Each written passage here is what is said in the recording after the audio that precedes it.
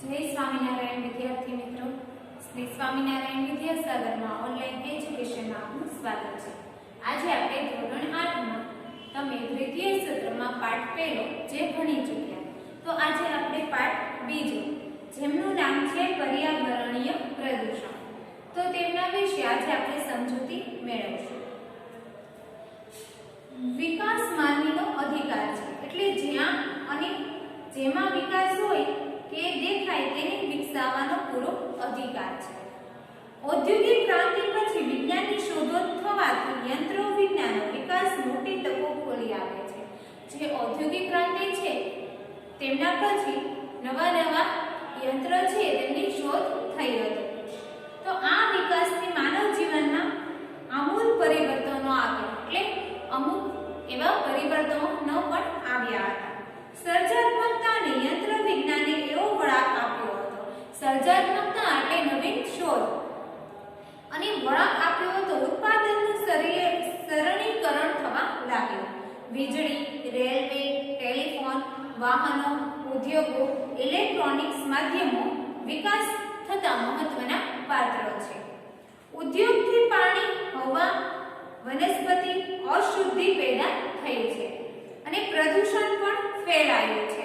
સમાજમાં અમુક એવા યંત્રો છે જેમાં હવા પણ દૂષિત થાય છે અને અશુદ્ધિઓ પેદા થાય અને તેના કારણે પ્રદૂષણ પણ ફેલાઈ રહ્યું છે।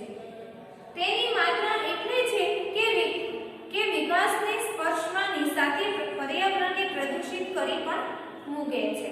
આ બેને એમના સંદર્ભમાં સાથે જોવાનો અને સમજવાનો પ્રયાસ કરવો પણ અનિવાર્ય છે। આજે ભૂમિ, પાણી, હવા અને ધ્વનિ, ભૂમિ એટલે જમીન, પાણી, હવા અને ધ્વનિ એટલે અવાજ, તો અવકાશીય પ્રદૂષણો ખૂબ જ વધી ગયા છે। તેની ઘણી વિપરીત અસર માનવ જીવનમાં અને પર્યાવરણમાં થવા લાગી છે। તો ઉદ્યોગો આવવાથી પર્યાવરણને અસર કરતા અનેક પ્રકારના પ્રદૂષણો વધ્યા છે, તો જેમાં હવા, પાણી, ભૂમિ પ્રદૂષણો મુખ્ય ગણાય છે। તો આ ત્રણેય આપણું જીવન ટકાવી રાખવા માટેના મુખ્ય તત્વો છે। તો પહેલું પ્રદૂષણ છે પાણીનું પ્રદૂષણ।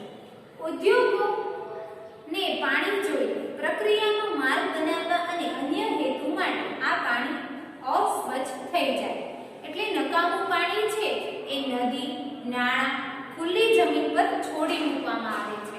અમુક જગ્યાએ પાણીનો દુરુપયોગ કરવામાં આવે છે, જેમાં જે નકામું પાણી છે તે નાળા અને ખુલ્લી જમીનમાં મૂકી દેવામાં આવે છે। કેમિકલ યુક્ત ગંદુ પાણી નદીના પાણીને પ્રદૂષિત કરે છે। અમુક એવું કેમિકલ વાળું પાણી હોય છે તે નદીમાં ભેળસેળ થાય છે, તેના કારણે અમુક રોગો પણ ફેલાય છે। ઉદ્યોગોને કારણે છોડાયેલું આવું પાણી જમીનના જળ પ્રવાહને દૂષિત કરે છે, એટલે જે પાણી હોય છે તેમના પ્રવાહને ગંદુ કરે છે। જમીન પર ખુલ્લામાં છોડી દેવાયેલું પાણી જમીનમાં ઉતરે છે। જે ગંદુ પાણી છે એ જમીનમાં છોડવામાં આવે એટલે તે જમીનની નીચે પાણી ઉતરી જાય છે અને આ પાણી ભૂમિગત જળને પણ પ્રદૂષિત કરે છે, એટલે જે જમીન હોય છે તેની અંદરનું જે પાણી હોય છે તે પણ દૂષિત થાય છે। આજે શહેરીકરણ ખૂબ મોટા પાયે થયેલું છે, એટલે શહેરનો ખૂબ જ મોટા પાયે વિકાસ થઈ રહ્યો છે। શહેરની ગટરના પાણી પણ નદી અને તળાવોમાં છોડી દેવામાં આવે છે। અમુક શહેરો હોય છે ત્યાં ગટરનું પાણી પણ અમુક વિસ્તારોમાં છોડવામાં આવે છે, જે પાણીના પ્રદૂષણની મોટી સમસ્યા ઊભી કરે છે, જેના કારણે પાણીનું પ્રદૂષણ ખૂબ ફેલાય છે। આજે ઔદ્યોગિકરણથી વરસાદના પાણી પણ પ્રદૂષિત બન્યા છે। ઔદ્યોગિકરણ એટલે ઉદ્યોગોનો વધારે પડતો વિકાસ, તેના કારણે વરસાદનું પાણી પણ વધુ દૂષિત થાય છે। ઉદ્યોગોનો ધુમાડો ગંધ વરસતા પાણી સાથે ભેળે છે અને પાણીને પ્રદૂષિત પણ કરે છે। ઉદ્યોગો અને કારખાના વપરાયેલું ગંદુ પાણી નદી, નાળા અને જમીન પર છોડી મૂકવામાં આવે છે, એટલે ઉદ્યોગોમાં જે કારખાનામાં ગંદુ પાણી વપરાયેલું હોય છે તે નદી, નાળા અને જમીન ઉપર છોડી દે છે। ત્યારે જળચર પ્રાણીઓનો પણ નાશ પામે છે. જે જમીનમાં પ્રાણીઓ રહે છે તેનો પણ નાશ પામે છે. માછલીઓ મરી જવાના કિસ્સા આપણે ઘણા જોયા છે. એટલે એના કારણે જે માછલીઓ હોય છે તે પણ મરી જાય છે. તેલ ગાળણની સમૃદ્ધ પાણી પ્રદૂષિત થાય છે. જળ પ્રદૂષણથી કોલેરા, કમળો, ઝાડા, ઉલટી વગેરે જેવા રોગો ફેલાય છે. કદાચ એટલે આજે આપણે ત્યાં મુસાફરી, ઓફિસ કે શાળામાં જતા બાળકો પાણીની બોટલ રાખવી પડે છે. જે લોકો ઓફિસમાં અથવા શાળામાં જાય છે તેમને સાથે પાણીની બોટલ રાખે છે જેનાથી રોગ ન થાય. આપણી ઘણી નદીઓ ગટર સમાન બની ગઈ છે. નદીઓના ગંદા પાણી ખેતીકામ માટે વપરાય છે.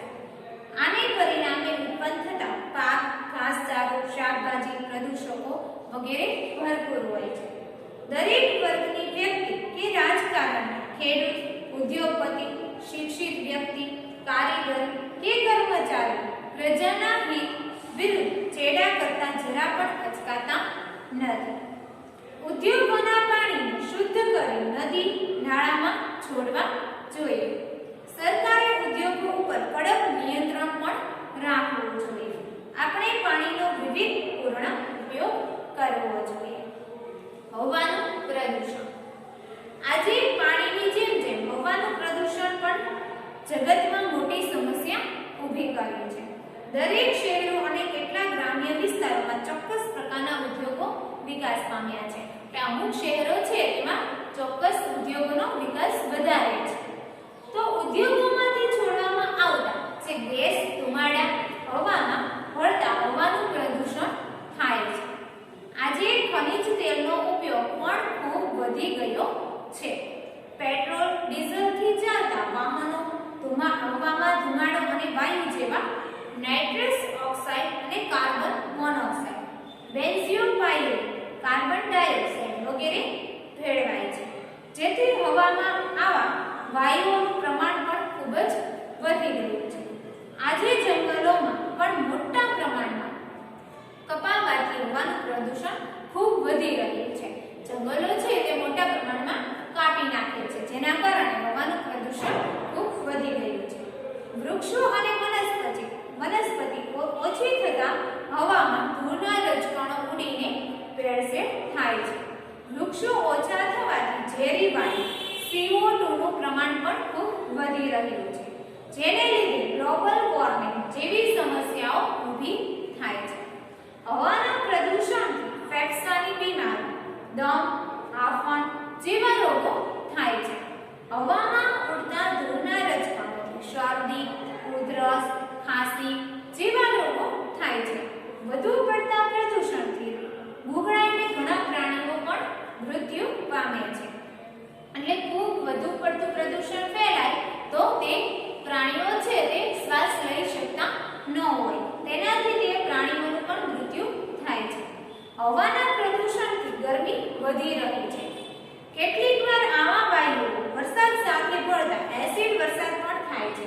અમુક વાયુઓ છે તે વરસાદની સાથે ભેળવાઈ જાય છે તેના કારણે એસિડનો વરસાદ પણ થાય છે. જે વનસ્પતિને અને પ્રાણીઓને ખૂબ મોટું નુકસાન કરે છે. તેમના કારણે જે વનસ્પતિ હોય છે તે અને પ્રાણીઓને પણ ખૂબ નુકસાન થાય છે.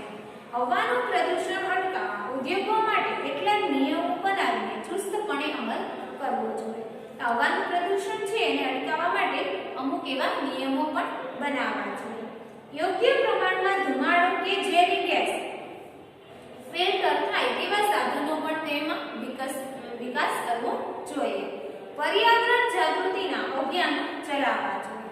કસૂરવાર ઉદ્યોગોને સરકારે કડક બંધ કરાવવા સુધીનો દંડ પણ કરવો જોઈએ. પેટ્રોલ, ડીઝલ જરૂર પૂરતો ઉપયોગ કરવો જોઈએ. પ્રદૂષણ મુક્ત એવા CNG અને PNG નો ઉપયોગ પણ કરવો જોઈએ. વાહનોમાં PUC નો કડક અમલ કરવો જોઈએ. ભૂમિ પ્રદૂષણ. ભૂમિનું પ્રદૂષણ સહેલાઈથી નજર પડે તેમ નથી છતાં આજે વિકસતા વિશ્વનું ભૂમિનું પ્રદૂષણ ખૂબ મોટા પ્રમાણમાં થઈ રહ્યું છે. ભૂમિનું પ્રદૂષણ એટલે જમીનનું પ્રદૂષણ. વિકસેલા ઉદ્યોગો, ગટર અને પાણી ખુલ્લી જમીન પર છોડી દેવામાં આવે છે. ઉદ્યોગોમાં જે પાણી હોય છે તે એમને જમીન ઉપર છોડી દેવામાં આવે છે અને જમીનને બગાડે છે. ઉદ્યોગો કારખાનાવાળા જરૂર હોય તેના કરતાં પણ વધુ જમીન પ્રાપ્ત કરે છે, જે એમના કહેવા પ્રમાણે ભવિષ્યના વિકાસ માટે હોય છે. ઉદ્યોગોનો વિકાસ સારી ખેતીલાયક જમીન ઉપર થાય છે ત્યારે તે જમીનને નુકસાન કરે છે. ઉદ્યોગો પોતાનો નકામો ધન કચરો જમીનમાં નાખી રાખે છે. આને પોલિથીનનો ઉપયોગ ખૂબ મોટા પ્રમાણમાં થવા લાગ્યો છે. પોલિથીન એટલે પ્લાસ્ટિકનો ઉપયોગ. પ્લાસ્ટિક જમીનમાં ભળતું નથી અને જમીનને બગાડે છે. શહેરી કચરો જેમાં ખોખા, પ્લાસ્ટિક, સ્ક્રેપ, રાસાયણિક પદાર્થો હોય છે, જે ઊંડી સારી જમીનો ખેતરોમાં પડે છે. જમીનનું અને જમીનને દૂષિત કરે છે. જે હોય છે પ્લાસ્ટિક, સ્ક્રેપ, રાસાયણિક જે પદાર્થો હોય છે તે ખેતરોમાં વેડવાય છે. તેના કારણે જમીન પણ દૂષિત થાય છે. ખેડૂતો દ્વારા વધુ ઉપજ માટે રાસાયણિક ખાતરનો પણ બહોળો પ્રમાણમાં ઉપયોગ થઈ રહ્યો છે, જે જમીનને બગાડવામાં પર્યાવરણને પણ નુકસાનમાં મોટો ભાગ ભજવે છે. આજે ઉદ્યોગોમાં ગટરોમાં પાણીનો ઉપયોગ ઉપજાઉ જમીન થવાથી તેમાં પકવાતા અનાજ, શાકભાજી વગેરે દૂષિત હોય છે, જેના લીધે ક્ષય અને હાડકાના રોગો વધારે થાય છે. ઉપજાઉ જમીન ઓછી થતાં અનાજની તંગી સર્જવાની શક્યતા પણ ઊભી થાય છે. એટલે અનાજ હોય છે તેની અછત જોવા મળે છે. જમીનમાં ઉમેરાતા પ્લાસ્ટિક અને કારખાનામાં પાણી સૂક્ષ્મ જીવાણુનો નાશ કરે છે. ઉદ્યોગોમાં ઘન કચરો પણ સૂક્ષ્મ જીવાણુઓ માટે ઘાતક બની રહ્યો છે. આ જીવાણુઓને જમીન ઉપજાઉ બનાવે છે, પરંતુ નાશથી જમીન બિન ઉપજાઉ પણ બની જાય છે. આપણે ભૂમિ પ્રદૂષણને અટકાવી શકીએ તેમ છીએ. આપણે પ્લાસ્ટિક અને કેમિકલનો ઉપયોગ જરૂર પૂરતો જ કરવો જોઈએ. ઉપજાઉ જમીનમાં ઉદ્યોગો સ્થાપવા ન જોઈએ. પર્યાવરણનું જતન કરવું જોઈએ. રાસાયણિક ખાતરને બદલે જૈવિક ખાતરો અને દેશી ખાતરો આપણે વાપરવા જોઈએ. જંતુનાશક દવાઓનો ઓછા પ્રમાણમાં ઉપયોગ લેવો જોઈએ. નકામા પ્લાસ્ટિક અને ઘન કચરાને બાળીને રિસાયકલ કરી તેનો નાશ કરી ફરીવાર તેમનો ઉપયોગ લેવો જોઈએ. પરંપરાગત સ્ત્રોતનો ઉપયોગ પણ કરવો જોઈએ, જેમ કે લીલો પડવાશ જે આપણને પરંપરાગત રીતે મળી આવે છે. નવી ટેકનોલોજીનો ઉપયોગ કરવો જોઈએ. પાણી પણ બચાવે અને પ્રદૂષણ પણ રોકે, જેમ કે ટપક સિંચાઈ પદ્ધતિ, જેને આપણે ટપક સિંચાઈ પદ્ધતિનો